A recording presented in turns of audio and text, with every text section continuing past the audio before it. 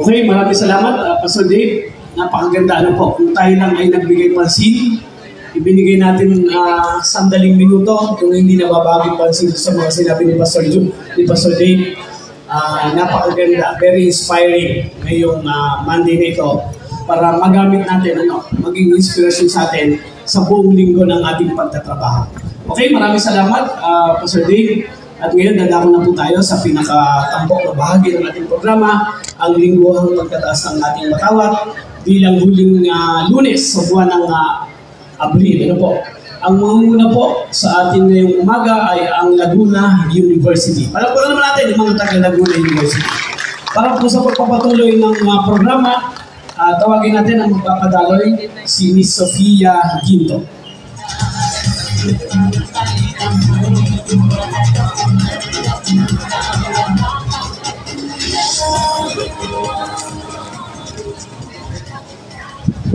Magandang umaga po sa ating lahat. Kami po ay mula sa Laguna University at pangungunahan namin ngayong Lunes ang lingguhang pagtataas ng bandila ng Pilipinas sa mga kawani ng pamahalaan panlalawigan ng Laguna. Sa ating po pagsisimula sa araw na ito, magsisimula po tayo sa pag-awit ng lupang hinirang. Susundan po ito ng panunumpa sa watawat ng Pilipinas sa pangunguna ni Ms. Jo Mary Chris S. Angeles at panunumpa ng Lingkod Bayan sa pangunguna naman po ni Ms. Eliza Mariol S. Sulaga. Atin po ilagay ang ating kanang kamay sa kaliwang balikat para po sa pag-awit ng lupang hinirang.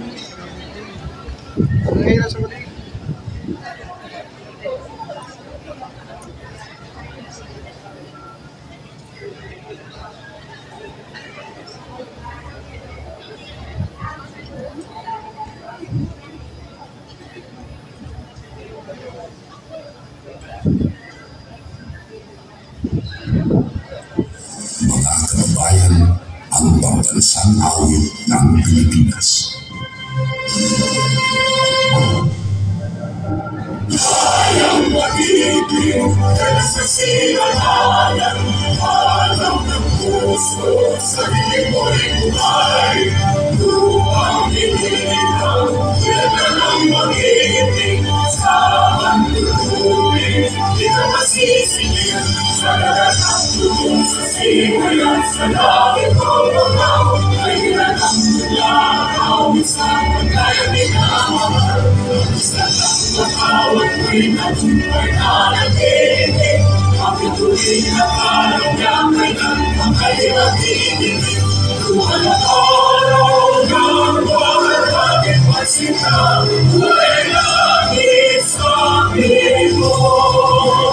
Ang ibigaya dapat ay malapit, na mamatay ng dahil sa'yo.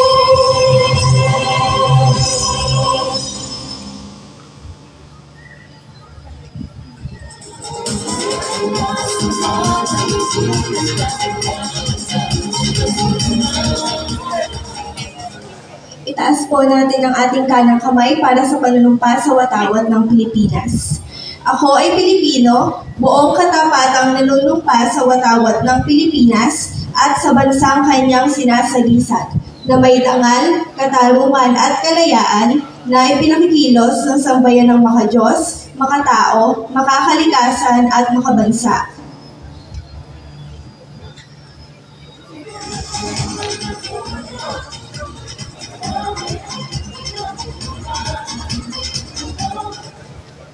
Manatilihin po nating nakataas ang ating kanang kamay para sa panunumpa ng lingkod bayan. Ako ay isang lingkod bayan. Pangangalagaan ko ang tiwalang ipinagkaloob ng mamamayan. Maglilingkod ako ng may malasakit, katapatan at kahusayan na walang kinikilingan. Magiging mabuting halimbawa ako at magbibigay ng pag-asa at inspirasyon sa aking kapwa lingkod bayan. Lilinangin ko ang aking sariling kakayahan upang sa lahat ng panahon ay mapaglingkuran ko ng buong kahusayan ng sambayanan.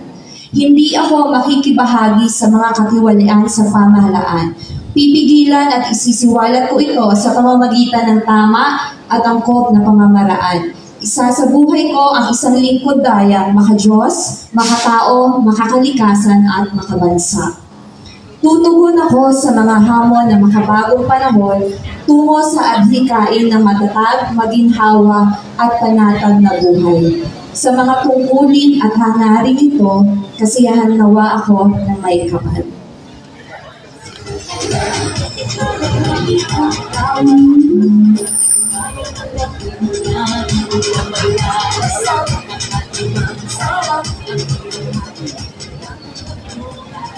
Para naman po ihayag sa Laguna University Accomplishments Report mula Abril 2020 hanggang sa kasalukuyan, makakasama po natin ang OIC University President ng Laguna University, Dr. Renette O. Batong.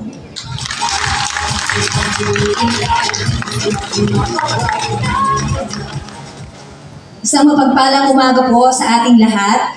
Allow me to present the accomplishments of Laguna University from April 2023 to up to the present through an audiovisual presentation.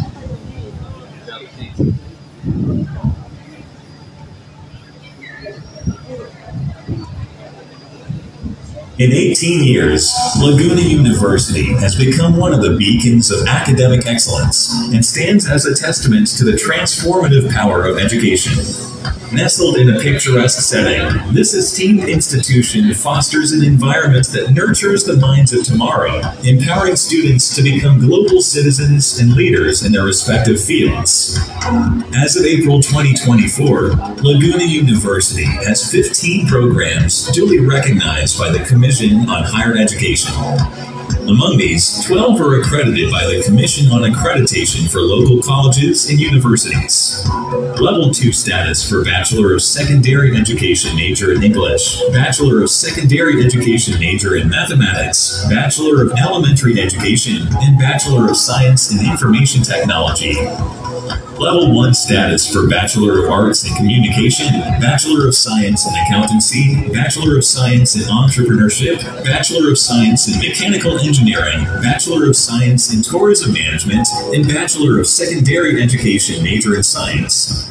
And candidate status for Bachelor of Science in Computer Science and Bachelor of Science in Accounting Information Systems. The university also has a special academic program for teachers, which is a short-term program for students who have already completed a bachelor's degree at an accredited college or university who intend to earn units in education. And continuing education program, which is designed for busy professionals aspiring to enhance their careers with special customized and flexible class schedules. There will also be a new program offering for the first semester of academic year 2024 to 2025, the Bachelor of Physical Education. As of the current semester, there are a total of 4,986 students currently enrolled in the university, 4,559 of which are in college, and 427 are in senior high school. 1,040 college students and 583 senior high school students, with a total of 1,623 students graduated last July 2023 during the 16th commencement exercises. Laguna University proudly reports that a high percentage of examines for the licensing examinations for midwifery, Bachelor of Science in Mechanical Engineering, Bachelor of Secondary Education, and Bachelor of Elementary Education have successfully passed and performed above the national passing rate of each respective licensure exams.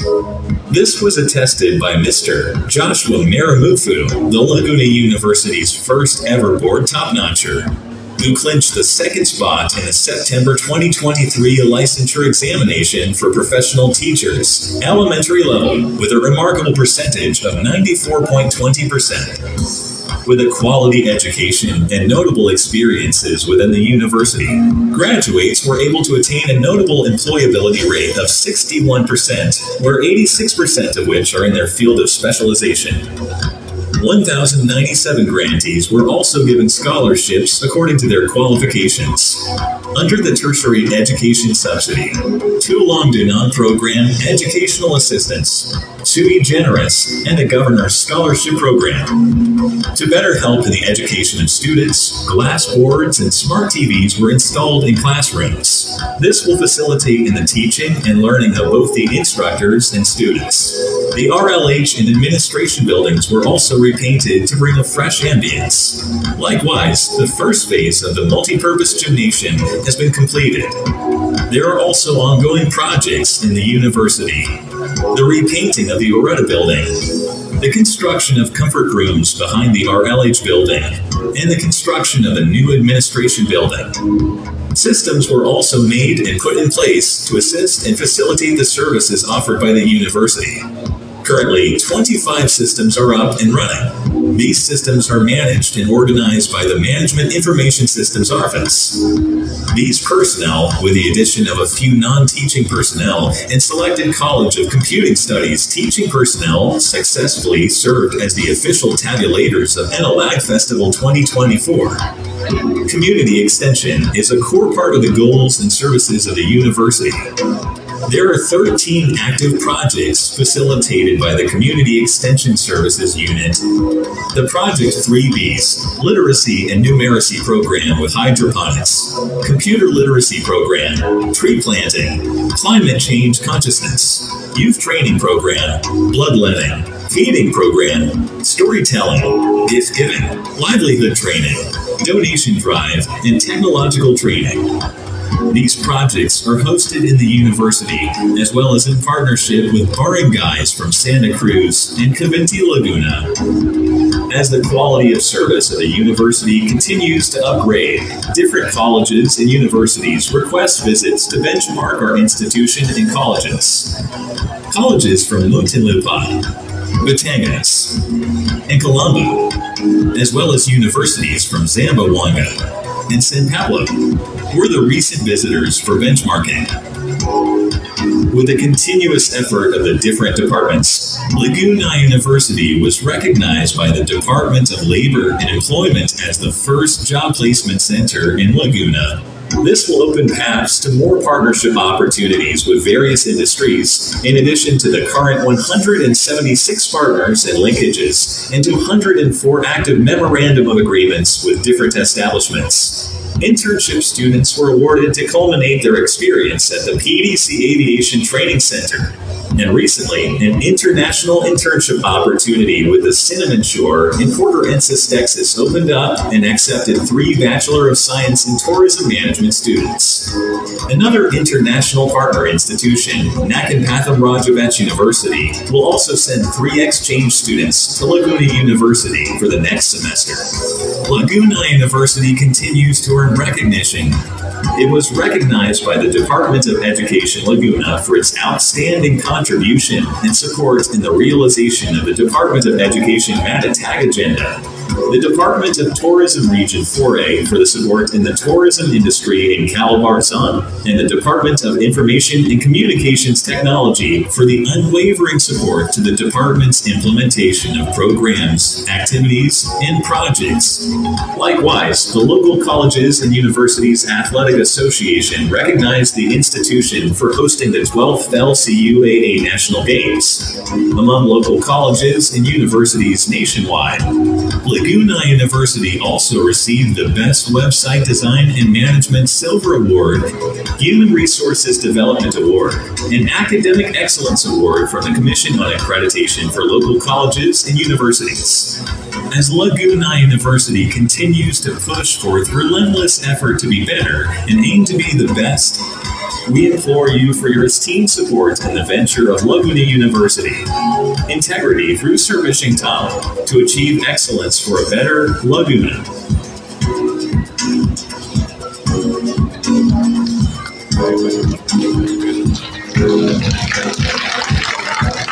Ang lahat po ng inyong napanood ay na-achieve ng Laguna University sa pagtutulungan ng aming 153 na full-time employees at 29 part-time employees. Kasama ko po yung iba sa kanila dyan. At hindi din po namin ito makakamit without the support of the following people. Unang-una po kay Governor Ramil L. Hernandez, kasama ang kanyang may bahay, si Gobernadora Ruth M. Hernandez. Ang sangguniang panlalawigan po na pinangungunahan ng ating Vice Governor Karen Agapay at syempre po ang ating napakasipag at napakabait na Provincial Administrator na lagi namin tapuhan sa panahon ng pangangailangan, si Attorney Dulce H. Rebanal, kasama ang mga iba't ibang departamento po ng PGL. Pero special mention po kasi ito lagi ko din tapuhan. Ang Provincial Budget Office po ni Ma'am Jo, ang HRMO po na pinungunahan ni Ma'am Lea Javier, at ang PEO po sa pangunguna ni Engineer Del Mundo. Sa ngayon po, hindi ko po sila pwede pakilala lahat. Kaya allow me po to introduce to you the people leading Laguna University. May I call on the MANCOM? So ito po ang mga nangunguna sa Laguna University. Ako po bilang OIC Vice President. Si Dr. Sabado po bilang OIC Vice President for Academic Affairs na sa kasalukuyan ay uma-attend ng training. Ang aming pong OIC Vice President for Administration, Dr. Alex Macario Cecilio, at ang kanyang dalawang assistant, si Engineer Paula Sangre Cruz, si Ma'am Agnes G. Cogo, the head of our Corporate Communication Center and Quality Management Office, Ma'am Jen Mondes, and ang aming pong HR Officer, Sir Anastasio R.L. Cruz. Maraming salamat po. At again, good morning po. And bago ko po makalimutan, ongoing na po ang pagtanggap namin ng mga student applicants for academic year 2024-2025. Thank you po sa inyo.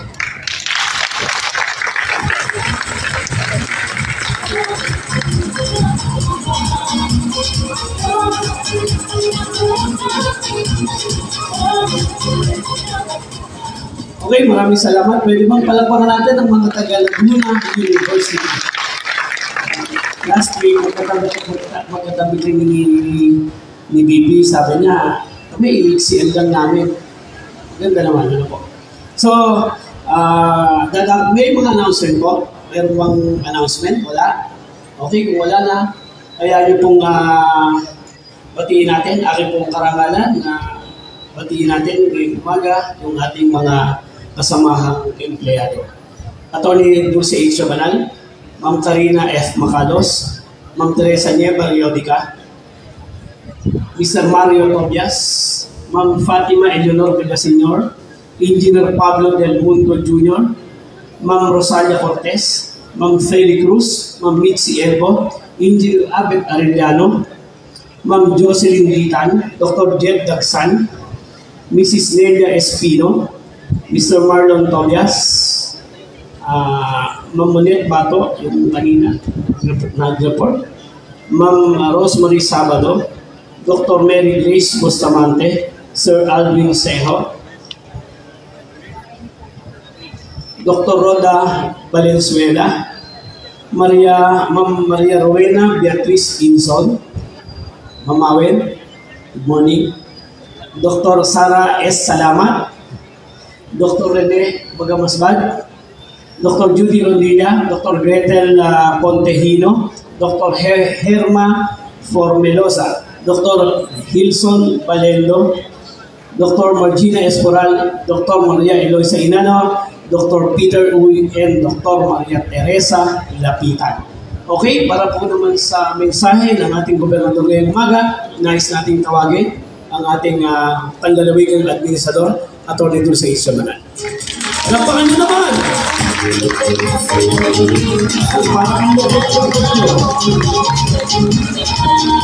Magandang umaga sa inyong lahat. Para daw ang lungkot nyo. Sigla-sigla ng konti.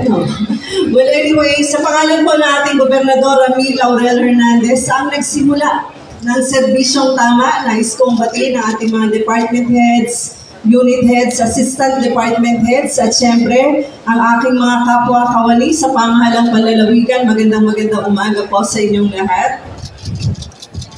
Masaya ba kayo ng araw na to? Parang malungkot naman kayo. Okay. Wala pa ang PBB dahil wala pa announcement ang DBM. Tama, Jo? Okay, siguro sasaya kayo pag may PBB nyo. Oo nga, kaso wala pang guidelines from DBM. Well, anyway, nais nating i-recognize at i-congratulate ang Laguna University. Ilang taon na tayo, Monet? 18. So, nagdebut na ang Laguna University. Alam niyo, hindi ko makakalimutan ang Laguna University from the time of our assumption to office. Yan yung unang baptism of fire ko nung mag-meeting kami. Unang-una, no, on the first day, I think, we had a meeting with the people of Laguna University. Dahil 2006 sila nag-umpisa, pero 2014, alam nyo ba, walang recognition as a university ang LU, walang accreditation sa mga courses. Anong effect nun pag walang recognition as a university? Walang free education, walang special order coming from CHED na nire-recognize ng mga graduates. So, ibig sabihin, sabi ko, my God, paano kapag hindi nabigyan ng recognition at accreditation, paano yung mga graduates ng LU? Walang saysay pala yung pag-aaral sa LU dahil walang special order coming from CHED. So yan yung I think, one of the biggest challenges that I encountered in 2014 when we assumed office. And through the years, no, nakita natin yung accomplishment ng LU through the years. At ngayon, isa na ang LU sa, I think, masasabi, one of the most prestigious universities, not only in Bubukal, but I think in the entire Laguna or in the entire nation as well. So I really would like to take this opportunity to thank LU for all the accomplishments and for all the support that you have given the provincial government of Laguna. I think your dedication to achieve excellence in education, your unwavering commitment to innovation, and your tireless pursuit for excellence have truly sets you apart from other universities. Yung inyong talagang dedikasyon na makatulong sa mga estudyante ng LU are enduring and truly immeasurable. Kaya thank you very much, Monet. And of course, kay Dr. Colegio Gascon, our former university president, for the leadership. And to you, Monet, for accepting the challenge to be the OIC University President, no, for 2024 and onwards. I really would like, of course, then to thank our management committee, Dr. Alex Cicilio, our VP for Administration and Finance, OIC kay Dr. Sabado, our VP for Academic Affairs, and to Jen, kay Engineer Paul Cruz, kay June, our HR, and to 150 full-time employees and 29 part-time employees of LU. Maraming salamat sa inyong lahat. Ano po? Mabuhay ang Laguna University! Ang dami pa natin dapat gawin dyan. Mabuhay po tayo lahat. God bless you. Have a nice Monday, everyone. Thank you very much. Magandang umaga po.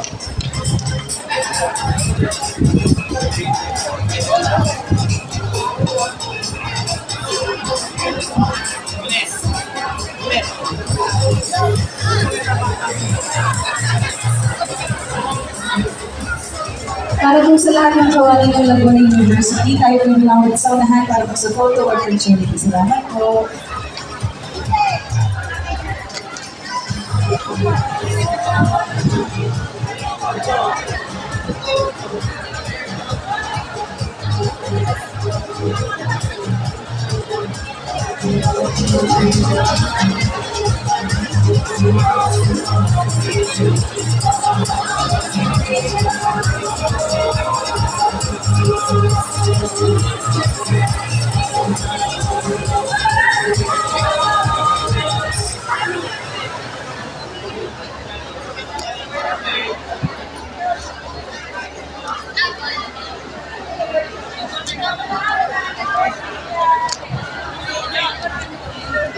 Siya, Hi! Morning!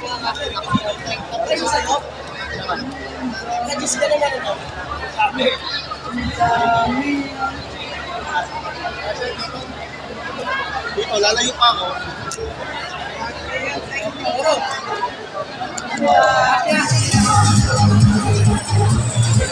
Okay, Gasha.